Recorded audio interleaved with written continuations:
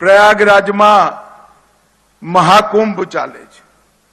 144 વર્ષ પછી આ મહાકુંભ પ્રયાગરાજમાં થવા જઈ રહ્યો છે અને દુનિયાભરના લોકો આશ્ચર્યચકિત થઈ અને જોઈ રહ્યા છે।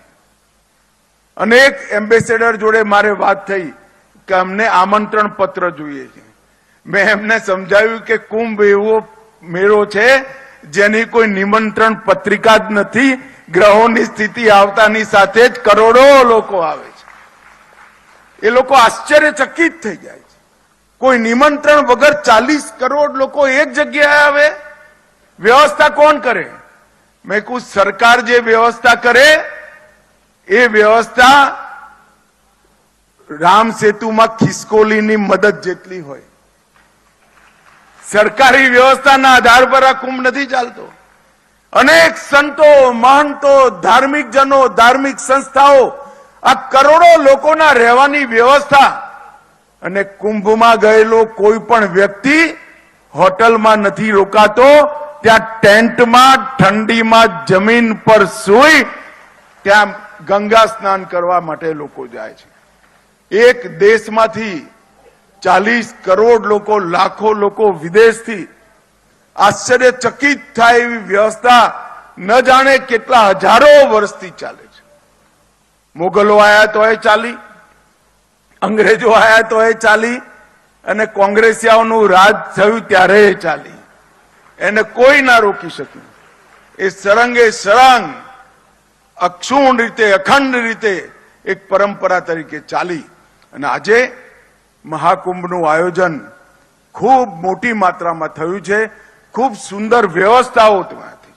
હું આજે ગુજરાતભરના લોકોનું પણ આહવાન કરવા માંગુ છું કે સૌએ મહાકુંભ કદાચ એક જન્મમાં તો ઘણા લોકોના નસીબમાં નથી આવતો, ઘણાના અનેક જન્મો સુધી નથી આવતો। મહાકુંભમાં જરૂર જવું જોઈએ। આ કુંભ अपने एक प्रकारથી કુંભ પોતે જ સમરસતાનો, એકતાનો સંદેશ છે।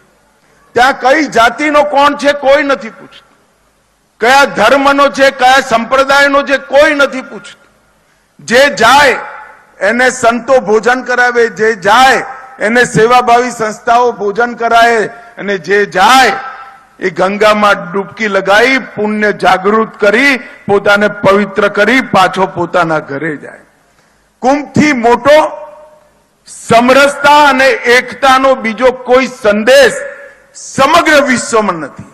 જ્યાં ના નામ પૂછાય, ના કુળ પૂછાય, ના ધર્મ પૂછાય, ના જાતિ પૂછાય, અને જ્યારે પ્રમુખ સ્નાનો હોય એ વખતે તો કોઈ એકબીજાનું મોઢું પણ જોયા વગર નિશ્ચિત સમયની અંદર ગંગામાં ડૂબકી લગાવવા માટે ગંગાજીના શરણમાં જતા હોય છે। મિત્રો, મારી તમને સૌને એક અપીલ છે કે આ મહાકુંભમાં એકવાર જાઓ અને ઘરના યુવાનો અને કિશોરોને જરૂર લઈ જજો। મેં મારા જીવનમાં 9 કુંભમાં સ્નાન કર્યું છે। કુંભ અર્ધકુંભ થઈ અને આ 10મા કુંભમાં સ્નાન થશે મારું। હું પણ 27મી ત્યાં જવાનો છું। મારી આપ સૌને વિનંતી છે કે બધા જ લોકો ત્યાં પહોંચે। મિત્રો,